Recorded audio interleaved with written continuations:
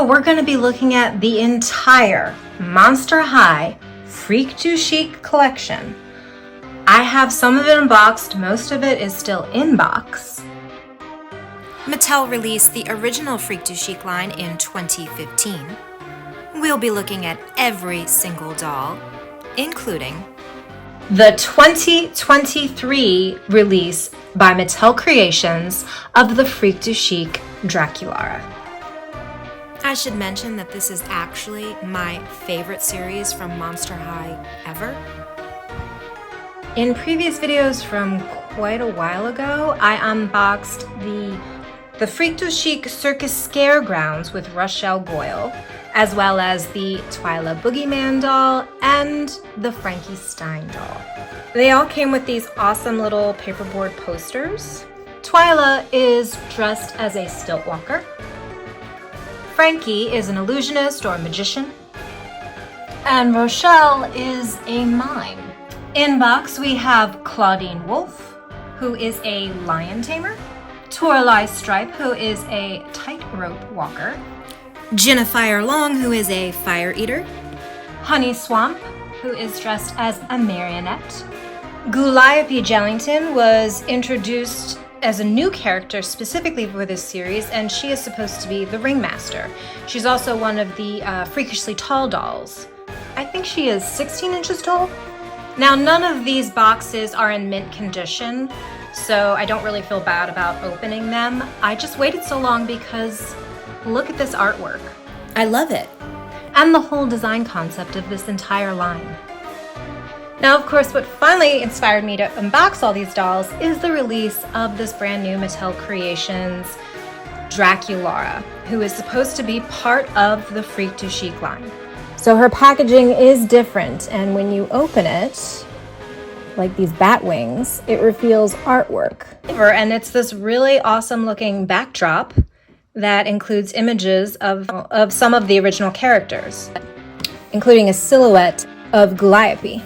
The back includes similar imagery as well as, and it's very hard to read, but there is a list of the monster creative troupe, like the toy designer, etc. So I believe this is technically the top of the box, which means Draculaura is in the box, hanging by her legs as a bat would. The side and back panels feature illustrations of her right side up and then upside down in her acrobatic act. But what's really cool is this says in gold, Freak to Chic Draculaura, but when you flip it, you can still read the printing to say Freak to Chic Draculaura. I love the packaging design, but of course it is very different from the original releases, not just in box design, but even in color concept. But even the way the curtain is drawn and illustrated in this packaging is different. So it's time to get all of these dolls out of their packaging. I'm pretty sure they all come with doll stands, but I really hope they all come with little posters. That would get me super excited.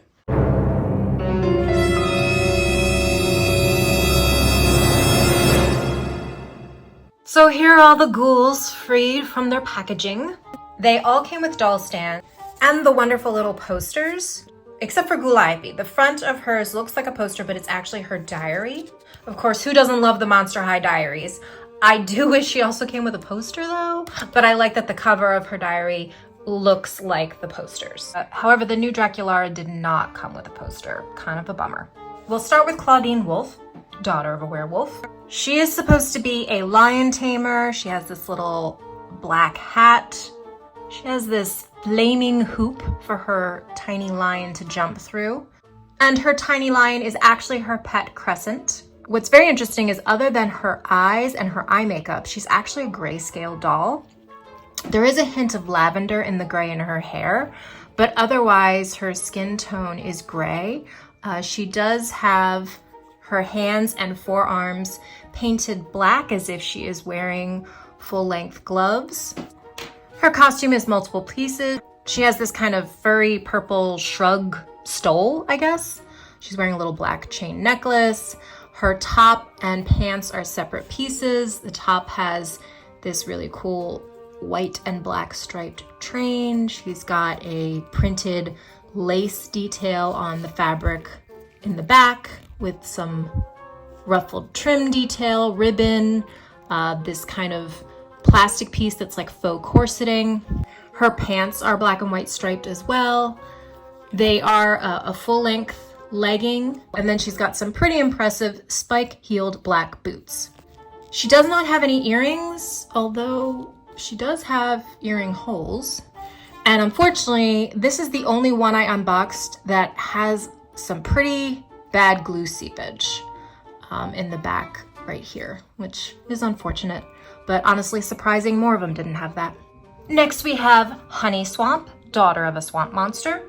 Now her design here is that of a marionette. She came with a little green balloon animal who looks kind of like a cross between a dog and a dragon. Her hair has an awesome curl texture. It's actually multicolored. We've got a little bit of kind of a pale minty teal green mixed with this muted lavender color. Her skin though is a very vibrant color as opposed to Claudeen's.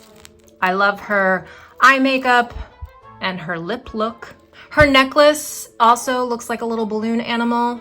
And then her dress is a little simple in that it is just one piece. We've got the black and white gauzy striped material on her overskirt. And then her dress itself is a lot of mixed circus-like patterns. Her shoes also have a balloon animal detail.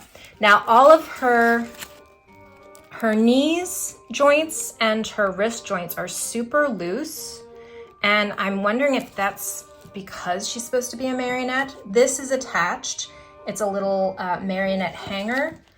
So she can be sort of hung and supported by it. It is just ribbons attached to her wrists.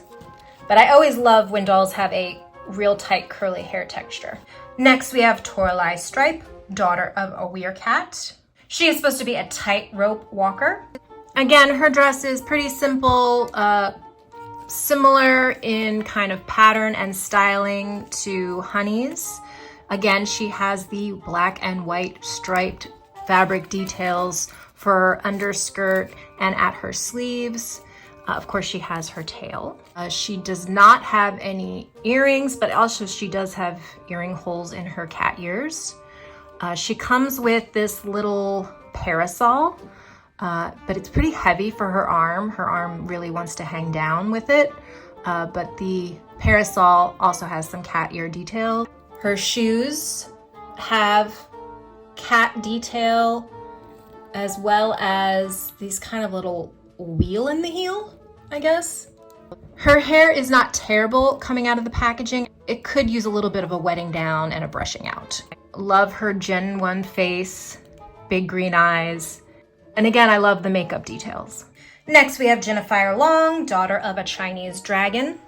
Again, I don't feel any glue seepage, and I think just a little bit of water and brushing out would fix up her hair. It doesn't look too bad coming out of the packaging. Her bangs look pretty okay, even though they are like really gelled down. She is a fire breather, I guess. So she comes with this little piece in her mouth that is removable. You can see some, again, the same eye makeup theme with her than we've seen in the last two dolls. She's got her gold scaly skin. She has a flame neck piece that likes to kind of spin around. Her dress, instead of the white and black stripes, we've got a red and black stripe detail, both in her underskirt and around her shoulder straps. As well as printed in her dress, which is kind of the same cut as Honey's and Toralei's. She has some really cool shoes that are also dragon inspired. And she has a kind of green flame fan, which is a nice little piece. I love her tail, and she's got a little flame crown. Then we have Gooliope Jellington, whose theme is ringmaster and like a calliope, the musical instrument, a calliope. So her hair is pretty disastrous coming out of the packaging. I definitely need to wash her hair and do something with this poor girl. But her face up looks fine. Again, she's got that same theme going on with her eye makeup that we saw with Honey, Toralei, and Jinafire, with her eyelashes and the dotting around the eye. Her skin tone is pink, and she has this kind of melted jelly effect on her body sculpt. Let's take a look at her giant shoes, which it's like a carousel animal ride. You know what I mean? Like a carousel, except it's a skeleton of a horse on the carousel. Her dress is pretty much the same design as our last three ladies, except her pattern obviously is different. It's very much like a big top tent, and we've got that repeated underskirt of black and white striped fabric. She does have a gold shoulder piece, and she does have gold earrings, as well as this Calliope inspired headpiece. She is fully articulated with slightly different articulation than the smaller dolls, whereas she has neck and shoulder. She also has upper arm, as well as elbow and wrist. Upper torso below the bust line. She has hip, as well as upper thigh and knee, and she has quite an impressive knee articulation. She does come with a giant doll stand, but I'll just have her kneeling for the rest of the video. Finally, we have Draculaura, who was an exclusive to Mattel Creations and I think San Diego Comic-Con this year. She came with her pet, Count Fabulous.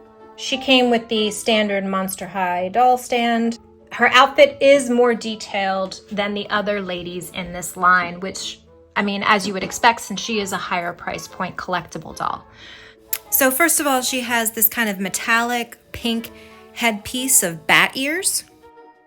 She has rooted lashes, which are kind of pushed up, so they're hard to see, but she does have rooted lashes.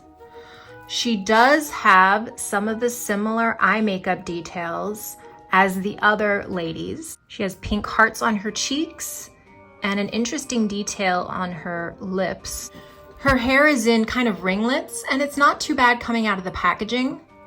Her outfit is comprised of multiple pieces. She has this gold plastic bow chest piece that I think is supposed to be like the harness for her trapeze. Her base layer appears to be a full-length pink bodysuit that's long sleeves with leggings that end her ankles, with a kind of tulle ruffle detail at the wrists. And then on top of that is this black and kind of metallic gold detail leotard that has also a tulle ruffled detail around the legs, and then kind of a train. And that's a repeat of that black striped gauzy material, except this time it's black and pink. Over that, she has this black cape with a pink diamond pattern. And then finally, her hands are painted black to appear as if she's wearing gloves. She is wearing gold bat earrings. Her shoes are kind of ballet inspired with the gold plastic ribbon detail that wraps around her ankles. It's attached to a gold bar that's part of the trapeze that she's supposed to hang upside down from. And a really cool detail is the back looks like a pair of little black hands attached to her heels, and that's what attaches the gold bar to her shoes. So here they all are. I fixed up a lot of their hair. I think they look great. I, in particular, had to spend quite a bit of time on Gooliope's. I'll probably release a little short or reel about that. I think this is still my favorite line from Monster High. Something about the circus theme and the way it was executed, I really love. I think of all the dolls, my favorite is still Rochelle. It's a combination of her hairstyling, her dress, the wings, her makeup. I don't know, just something about her. She's my favorite doll of this series. But I actually really like all of these dolls. There's not a single one in this series that I don't like. So maybe that's why it's my favorite line from Monster High. But what do you think? Let me know by commenting below.